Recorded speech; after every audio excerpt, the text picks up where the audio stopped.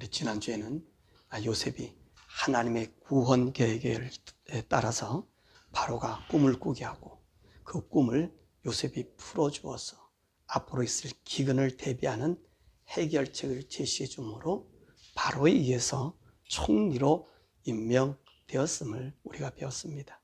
오늘의 말씀은 이 하나님의 계시를 따라서 7년의 풍년이 지난 후 2년 뒤의 일, 바로 흉년된 상황을 말씀하고 있습니다.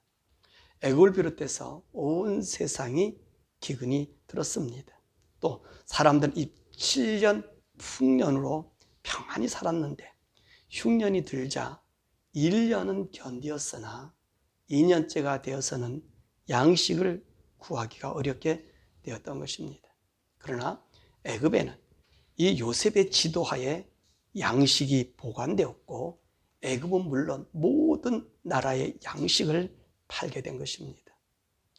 야곱은 애굽에 양식이 있다는 말을 듣고 그의 아들들에게 양식을 구해 오기를 명하여 그의 10명의 아들들이 양식을 구하러 애굽으로 내려오게 되고 요셉은 그 형제들에게 간첩의 죄를 물어서 모두를 옥에 3일 동안 걷었다가 이 시몬만 감옥에 남겨두고 간첩이 아닌 증거로서 그 동생 베냐민을 데려오는 조건으로 곡식을 주어서 이제 고향으로 돌아가게 했습니다.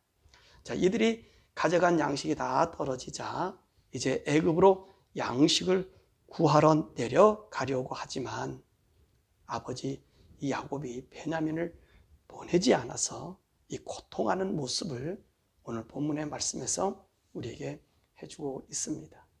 자, 오늘 그러면 요셉이 그 형제들을 만난 그 시간은 얼마나 지났을까요? 요셉이 17살 때 형제들에게 팔려서 애굽으로 종으로 가서 감옥 생활을 하고 그리고 그 감옥에서 총리로 지명받았을 때의 나이가 30세라고 했었습니다. 그리고 7년의 풍년이 들고 이제 흉년 2년째가 들었으니 요셉이 총리가 되고 난 9년이 지난 해입니다. 그러니까 요셉이 총리가 되기까지 13년이요. 그리고 총리가 되고 난 후 9년입니다. 그러면 총 몇 년이죠? 이들이 다시 만난 시간은 22년의 세월이 지난 것입니다. 바로 그날이 이들에게 찾아온 것입니다. 요셉은 22년 만에 형들을 보자 무엇이 생각났다고 했지요? 9절의 말씀 보니까 요셉이 그들에게 대하여 꾼 꿈을 생각하고 요셉의 꾼 꿈이 무엇이었죠? 우리 37장에 우리가 배웠지요. 들에 나갔는데 요셉의 단이 일어서고 그 단 주위로 11명의 형제단들이 일어나서 절하는 꿈과 자기 별에게 해와 달과 별 11별이 자신들에게 절하는 모습을 본 것입니다. 그런데 이 꿈을 꾸고 나서 요셉은 형들에게 미움을 아주 크게 받게 됩니다. 그래서 급기야는 이 형제들에 의해서 종으로 팔려가는 그리고 억울한 눈명으로 감옥에 들어가서 죽음을 기다리는 그 자리에 있다가 그 자리에서 총리가 되는 그런 일을 당한 것을 우리가 보게 됩니다. 요셉은 이 꿈, 형제들이 절하는 꿈을 꾼 것이 생각났다고 했습니다. 그런데요, 우리가 요셉이 꾼 꿈에서 아주 신비한 것을 우리가 볼 수 있지 않습니까? 이 꿈은 요셉이 꾼 꿈 그대로 이루어졌다는 것입니다. 요셉이 첫 번째 꿈이 무슨 꿈이었습니까? 요셉을 둘러싼 곡식단들이 자기에게 절하는 것이 아닙니까? 오늘 이 형제들이 요셉에게 무엇 때문에 왔지요? 양식을 얻기 위해서 요셉에게 절하고 있지 않습니까? 그러니 이 꿈이 그대로 이루어지게 된 것입니다. 두 번째 꿈은 해와 달과 11별이 요셉에게 절하는 꿈입니다.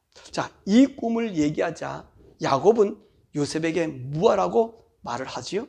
우리 30장 10절에 가서 보면 아버지가 그를 꾸짖고 그에게 이르되 내가 꾼 꿈이 무엇이냐?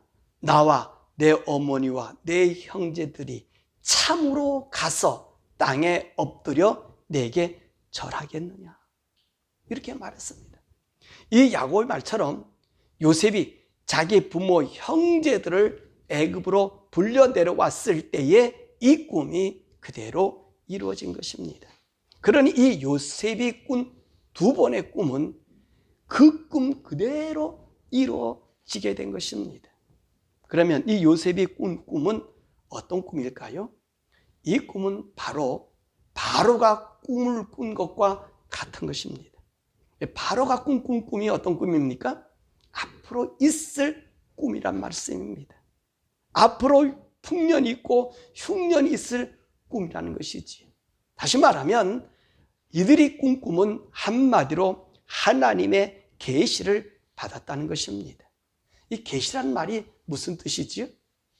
하나님께서 자신이 하실 일들을 꿈이나 그의 선지자들을 통해서 미리 알게 하신다는 것입니다. 이처럼 요셉도 하나님께서 요셉의 앞날에 있을 일을 미리 말씀하신 것입니다. 이것은요, 우리가 바라고 소망하고 기대하고 요구하는 그런 소원이 아니라는 것입니다. 하나님께서 그분이 하실 일을 먼저 보여주신 것입니다. 그래서 우리는 이 요셉의 꿈에 대하여 배울 때에 이 꿈은 인간이 자신의 목표나 일을 이룰 꿈을 꾸는 것이 아니라고 했습니다. 그래서 많은 기독교인들이 이 부분을 잘못 해석하여 우리 기독교를 세속적인 종교로 전락시킨 것입니다. 요셉은 이 꿈을 꾸고 자신이 무엇이 되겠다고 해서 된 것이 아니란 말입니다. 요셉은 이 꿈을 꾸고 날마다 이 꿈을 품고 다니며 살지 않았습니다. 요셉이 이 꿈을 꾸기 위해 한 것이 있습니까? 없습니까? 아무것도 한 것이 없습니다. 하나님께서 요셉에게 장래일을 알게 하신 것입니다. 그래서 요셉이 이렇게 그 꿈을 이루겠다가 아니라 나와 의지와는 상관이 없이 하나님께서 요셉을 그렇게 인도하시겠다는 계시를 보여준 것입니다. 자, 요셉이 그의 형제를 보고 무슨 생각을 하였습니까? 그들에게 대하여 꾼 꿈을 생각이 났다는 것입니다. 이제 아시겠습니까? 이 성경 말씀을 우리가 오해하게 해석해서는 아니란 말씀입니다. 하나님께서는 그분이 하실 일을 그 사람의 어떤 노력이나 개발함이 없이 이루어 주시는 것입니다. 요셉이 이 꿈을 위해 노력하고 애써서 총리가 되었다면 우리는 이렇게 말을 해도 됩니다.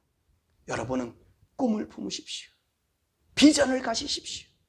반드시 요셉과 같이 어떤 환경에서든지 총리가 될 수 있습니다. 라고 말입니다. 그러나 이 요셉이 꾼 꿈은 그런 꿈이 아니지 않습니까? 오직 하나님이 그분이 앞으로 하실 일들을 알게 하신 꿈이라는 것입니다. 즉 하나님의 계시를 받은 사람이라는 말이지요. 그렇다면 이 계시에는요, 두 가지 종류가 있습니다. 하나는 개인적인 계시가 있습니다. 이것은 개인이 앞으로 있을 일을 먼저 알게 하는 것입니다. 이것이 바로 요셉이 그 형들에게 꿈꾼 꿈입니다. 두 번째로는 모든 사람에게 국가적이나 세계적으로 나타나는 계시가 있습니다. 이것은 바로가 꾼 꿈입니다. 이를 통해서 세상 사람들이 당하는 일들을 말하고 있습니다. 자, 그런데 오늘 요셉이요, 그 형제들을 감옥에 넣었습니다. 왜 넣었을까요? 요셉은 22년 만에 형제들을 만났습니다. 요셉은 이들을 알아보았지만 그의 형제들은 전혀 요셉을 알아보지 못했습니다. 그도 그럴 것이 요셉은 이 형제들을 만났을 때에 그들의 말인, 그들의 언어인 히브리 말로 직접 물은 것이 아니라 통역을 세워서 이들과 대화를 나눴기 때문인 것입니다. 요셉은 이들을 보고 22년 전 자신이 꾼 꿈이 생각났습니다. 그리고 그들에게 뭐라고 얘기합니까? 정탐꾼이라고 하는 제목을 붙여서 이들을 신문합니다. 근데 이들이 뭐라고 얘기하죠? 우리는 가나안 땅에서 온 한 가족이며 한 아버지 밑에서 태어났다고 말하고요. 12명의 형제가 있었는데 하나는 없어졌고 다른 한 아들은 아버지와 함께 집에 있다고 하면서 이들은 이렇게 얘기합니다. 자기들은 확실한 자라고 말한 것입니다. 여기서 확실한 자라는 말은 정직한 자다, 진실한 자라는 말입니다. 이 말을 들은 요셉은 형제들에게 너희가 정탐꾼이라는 말이 바로 여기 있다라고 3일 동안 감옥에 가둡니다. 뭐 때문에 그랬어요? 확실한 자라는 이 얘기를 듣고 한 것입니다. 그리고 3일 뒤에 너희가 확실한 자들이면 너희 중에 한 명만 감옥에 갇혀 있고 나머지는 가서 너희 집안의 굶주림을 면하고 그리고 막내 아들을 데리고 오면 너희 진실함을 내가 믿어주겠고 너희가 죽지 아니할 것이고 또 양식을 팔 것이라고 말합니다. 자, 그러자 이들은요 어떤 반응을 보이죠? 이들은요 자기들의 지난날 일을 얘기합니다.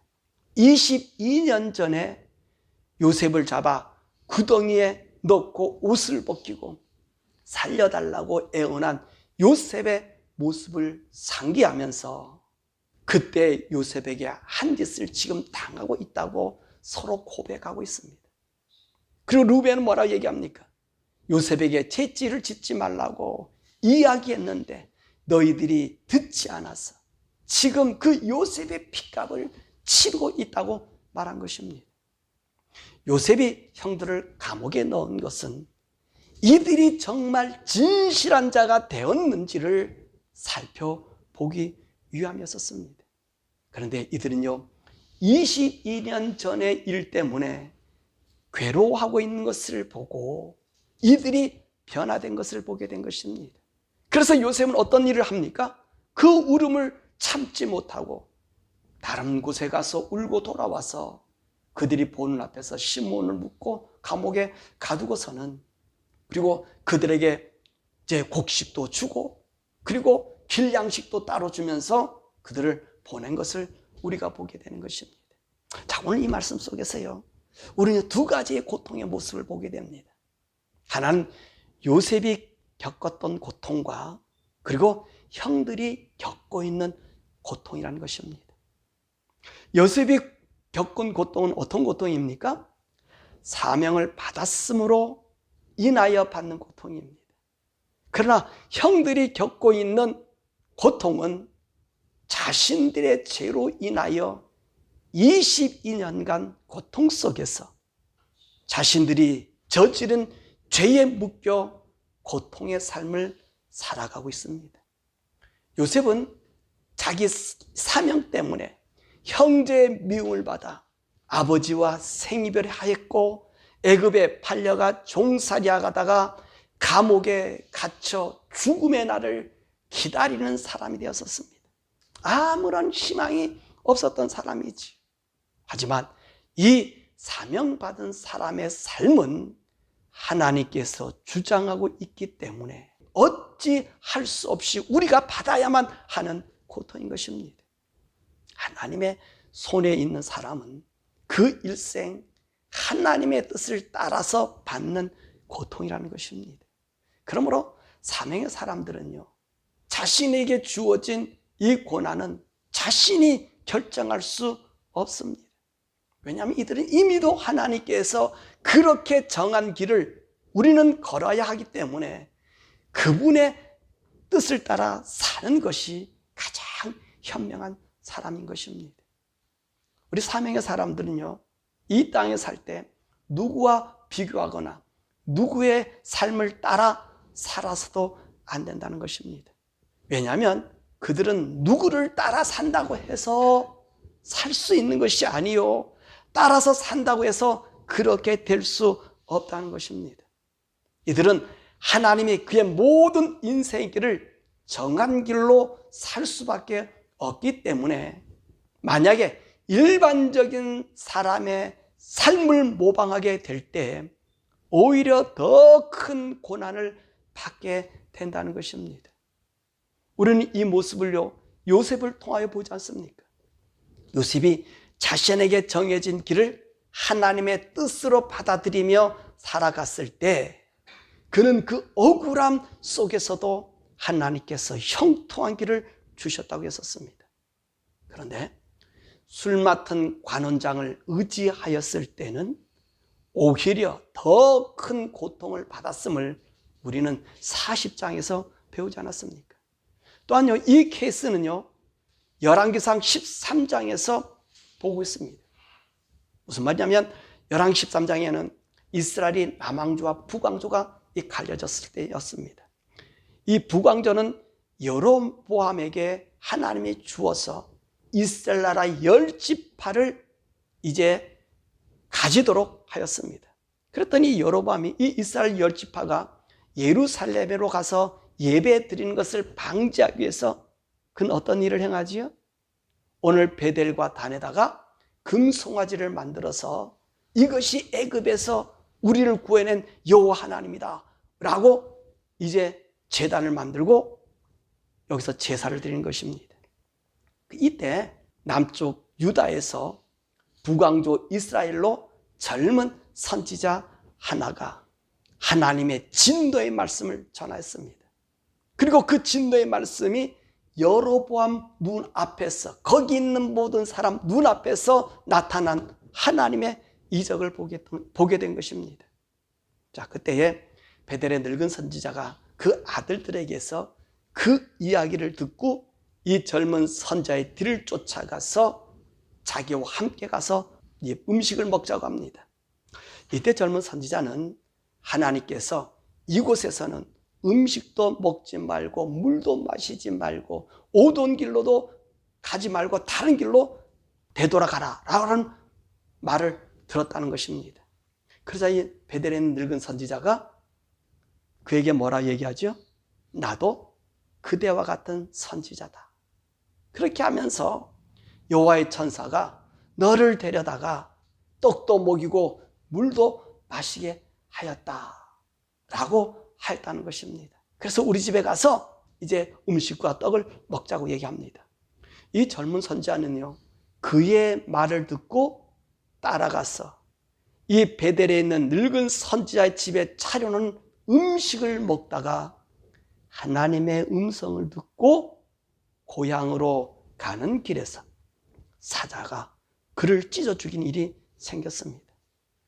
이때 이 베델의 늙은 선지자가 그 젊은 선지자의 시체를 가져다가 장례를 치러주면서 이런 말을 합니다.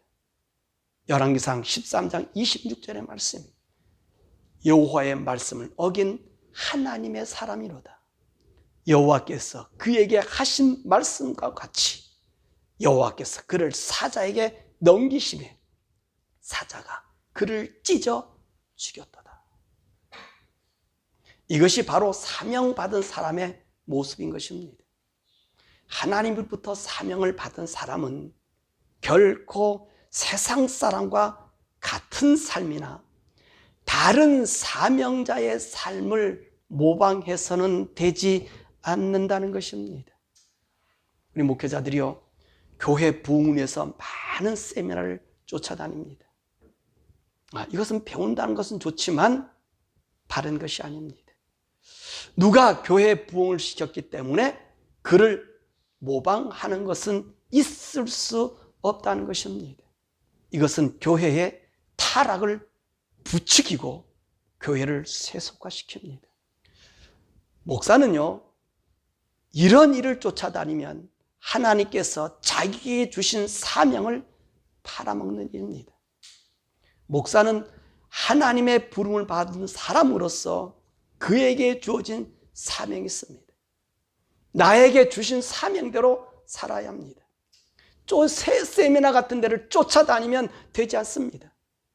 만약 우리 목사들이 모인 장소가 있다면 세미나를 할 것이 아니라 그 모임에서 내 사명, 내가 어떻게 이 사명을 따라 살아가고 있음을 말하고 그리고 함께 기도하는 것입니다. 이 사명은 배워서 기술로 하는 것이 아니라 이미도 하나님께서 그를 부르실 때에 그의 길을 정하여 준 것입니다. 이것을 버리고 다른 것을 모방하면 이 유대의 젊은 선지자와 같은 일이 발생한다는 것입니다. 그래서 이 사명의 길은 어려운 것입니다. 하지만 쉬운 길입니다. 왜요? 나의 길을 하나님께서 정하여 주셨기 때문에 그분만 믿고 가면 우리 사명이 다하는 날까지 이미도 그 어떤 환경에서도 하나님께서 인도하시고 보호하시고 지켜주시기 때문에 그렇습니다. 만약에 그런 환경에서 내가 죽는다면 그것 때문에 이미도 하나님께서 정하여 준 일이기 때문에 두려워할 필요나 슬퍼할 일이 아니라는 것입니다. 내가 그 사명에 죽었다면 오히려 그것이 하나님의 영광스러움이라는 것입니다. 왜냐하면 내가 하나님의 명령을 이해하였고 이 사명을 위해 걸어갔다는 증거가 되기 때문에 그렇습니다. 그렇기 때문에 우리 사랑하는 목사님들과 이 사모님들이요, 정신 좀 차리셔야 됩니다. 목회 기술을 배우러 세미나 쫓아다니지 마시고 내게 준 사명을 되새기며 하나님의 종의 모습으로 사명을 받은 사람으로 사시기를 바라는 것입니다. 그래야 오직 하나님의 뜻을 따라 살아가야 여러분들의 목회와 삶에 행복이 있고요, 하나님의 능력을 맛볼 수 있는 행복한 사역을 감당할 수 있는 것입니다. 만약 그렇지 못하면 그들의 일생 동안 살아간 목회 삶은 갈짓자 이리 왔다 저리 왔다 가는 삶을 살게 되는 것입니다.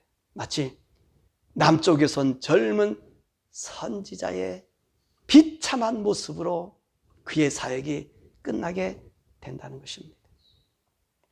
말씀했습니다. 오늘 요셉과 그의 형제들에게 그날이 찾아온 것입니다. 요셉은 하나님의 계시, 그의 사명이 무엇인지 알게 되었고 형제들은 자신의 죄악의 심판을 당하고 있음을 알았다는 것입니다. 이처럼 우리에게도 그날이 옵니다. 한 사람은 하나님의 사명을 완수함을 이룬 계시의 성취의 날인 반면에 다른 사람은 그 심판의 두려움으로 떨고 있는 바로 그날 형제들과 같은 날이 된다는 것입니다. 하나님이 요셉에게 꿈을 주신 것은 하나님의 하실 일을 알려주신 계시였습니다. 하나님의 계시를 받은 사람은 하나님의 일을 본 자들이며 하나님의 뜻을 받은 자요, 하나님의 일을 이어나갈 자들입니다. 그래서 그날에 그는 그 하나님의 하신 일에 감격할 뿐입니다. 그런데 이 일을 방해한 자들은 누구입니까? 오늘 본문의 말씀은 그의 형제들이 아닙니까? 그들은 이날에 어떤 모습을 하고 있습니까? 후회와 원망과 탄식으로 고통하고 있지 않습니까?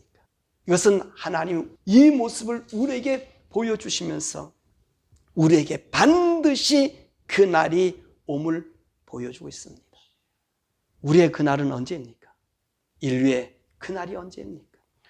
요셉의 형제들이 요셉의 발 앞에 무릎을 꿇은 바로 그날이 아닙니까? 우리의 그날, 인류의 그날. 이 날은 바로 예수님의 재림의 날이라는 말씀입니다. 우리는 하나님께서 이 창세기를 주시면서 우리에게 무엇을 알리고자 하신다고 하셨습니까?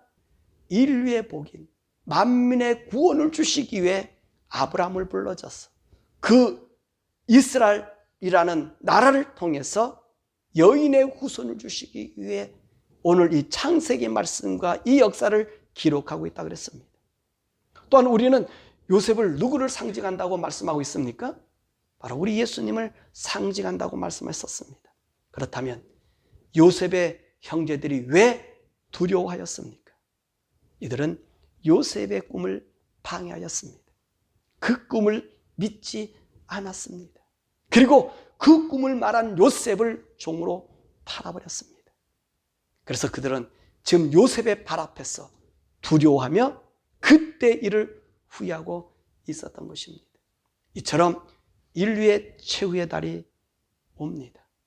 예수님을 구주로 믿으라고 하니 인생들을 예수님을 비웃고 예수님을 죽이고 믿지 않고 하나님 말씀을 따라 순종하는 자들을 미워하며 싫어하며 때로는 버러지처럼 여기며 그래서 죽이기까지 합니다.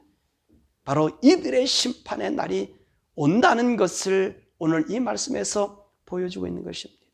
예수님의 심판의 날, 예수님을 믿지 않는 자들은 모두가 다 엄벌에 처해지게 될 것입니다. 오늘 본문의 말씀 보면요, 요셉의 형제들은 잠시 감옥에 들어갔다가 다시 나올 수 있습니다. 근데 예수님이 오시는 날은요, 영원히 풀어날 수 없는, 다시 나올 수 없는 영벌의 날이 오는 것입니다. 그러므로 우리 성도들은요, 정신을 차리고 믿어야 합니다. 우리 성도는 이미 하나님의 부르심을 받은, 하나님의 계시를 받은 자들입니다. 예수님의 재림의 꿈을 가진 자들이라는 말씀입니다. 이 재림의 계시를 세상에 팔아먹지 마시길 바랍니다. 우리는 날마다 이 재림의 신앙으로 살아야 합니다. 이 재림의 신앙에 서지 못하면 세상에 기웃거리면서 우리에게 주어진 사명의 길을 잃어버린다는 것입니다. 우리의 믿음의 길을 잃어버린다는 것입니다. 그러므로 우리는 날마다 이 재림의 신앙을, 우리의 이 재림의 신앙이 우리를 이끌어 살아가게 해야 합니다. 그러면 우리는 어떻게 이 재림의 신앙으로 살아갈 수 있으며 준비할 수 있을까요? 이 말씀을요, 지난 8월 23일 수요 성경 공부 시간에 결론으로 말씀하셨습니다. 이 재림을 준비하며 사는 삶이 어떻게 하는지를 말씀드렸습니다. 그 요약해서 말하면 날마다 성령을 따라 살면 된다고 했습니다. 재림을 위해서 어떤 특별한 준비가 없습니다. 오직 성령님을 따라 살면 됩니다. 우리는 깨어있는 성도가 될 수 있고, 그리고 우리가 성령을 따라 살면 예수님이 공중에 재림하실 때 휴거하게 된다는 것입니다. 우리는 이 계시를 지금 받고 있다는 사실입니다. 우리 성도는 이 계시를 알고 있다는 것입니다. 우리 모두는요, 그날이 옵니다. 주님이 심판하시는 그날이 옵니다. 우리 모두가 주님의 심판대에 서는 날이 우리에게 있습니다. 바로 이 계시는 우리 성도들이 받고 있다는 것입니다. 오늘 사랑하는 여러분, 여러분들은 사명자들입니다. 하나님의 계시를 받은 자들입니다. 그러므로 사명자이기 때문에 고통을 당할 수 있습니다. 그러나 이 고통은 우리가 고통으로 느끼지 않는다는 것이지요. 왜 그럴까요? 우리 하나님이 나의 길을 정하여 주시고 그 길로 걸어가도록 그분이 지키시고 인도하시기 때문에 마치 요셉과 같이 지켜주신다는 것입니다. 반면에 우리의 삶이 고통이요, 힘듦이요, 괴로움이요, 세상이 부러움이라면 어쩌면 저와 여러분은 이 사명을 잊어버리고 있다는 것입니다. 그러므로 우리는 사명을 찾으셔야 합니다.